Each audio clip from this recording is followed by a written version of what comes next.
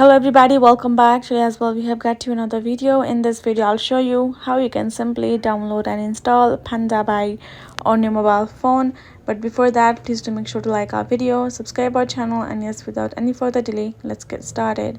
So for that, simply go ahead, open up your app store right over here and go to search bar and type in Pandabuy and search it up.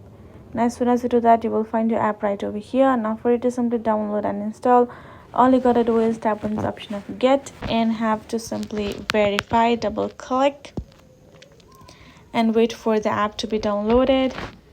And as soon as the blue circle completes itself, it will be simply downloaded and will be installed in your mobile phone.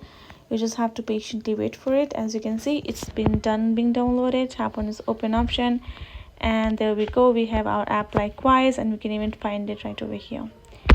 So that is how basically simple it is for you. Now you can simply choose to open the app. You can go to account, create yourself an account, or sign in, right, and etc. You can also choose to do it with your Apple ID or Google ID, vice versa. Otherwise, this is how simple it is.